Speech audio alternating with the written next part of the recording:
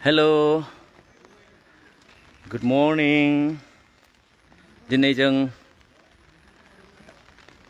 जेरैबायदि 3 जुलाइनिफ्राय जोंनि शुटिं जागोन होननानै फोसावनाय जादोंमोन। दिनै 3 जुलाइ 2023 दिनै बे दिना फैबाय। दिनै जोङो बे शुटिंखौ जागायनो शुटिं स्पटआव फैनाय जाबाय। जाय फिल्मनि मुङानो जाहैदों, जाय सावथुननि मुङानो जाहैदों जांख्रिथायनि थैसाम। बेयावहाय आंजों लोगोसे रल खालामफागोन बयजोंबो मिथिजानाय, बयजोंबो अनसायजानाय लिंसार बसुमतारी। दिनै शुटिंआ आराम्भ जासिगोन। दा एसे अखा हादों नालाय, ओमफ्राय नेदों दसे। जोंनो बिदिनो सिटुएसनाबो बिदिनो नांखागौ, एसे अखा हानाय बेबायदि टाइप आरो।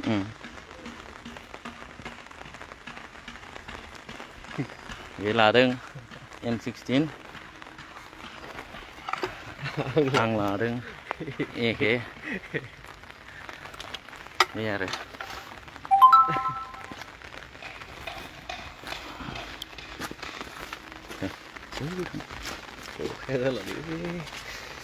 अखाया गारगोन ना गारला।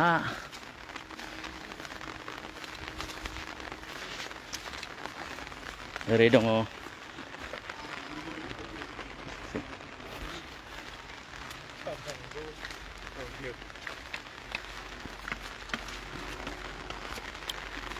आसा खालामो नोंथांमोना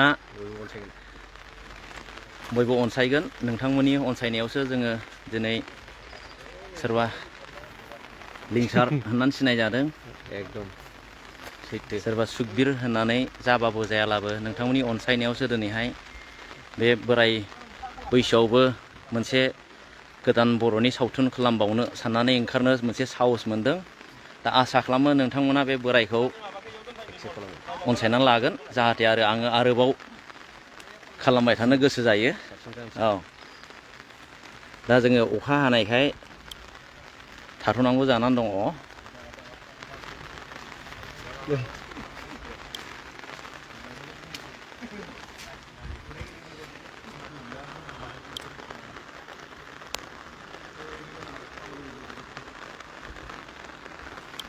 माबाफोर बुंबावदो लिंसार? मा जाबावगोनलै अखाया, खिन्थु अखाखौ नांगौ जोंनो।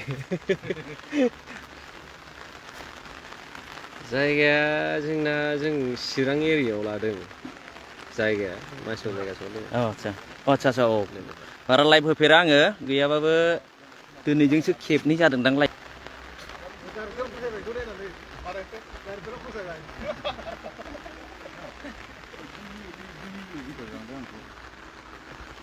Rada.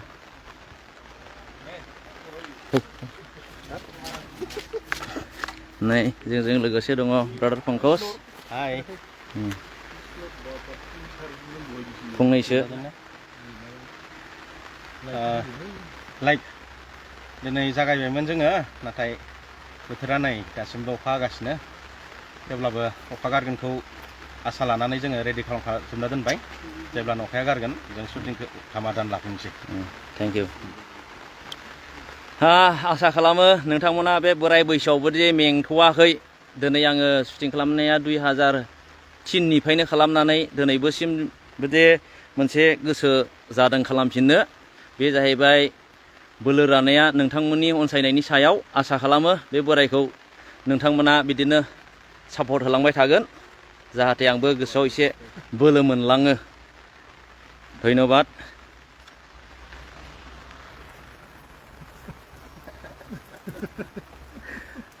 Okay, thank you so much. Bye bye.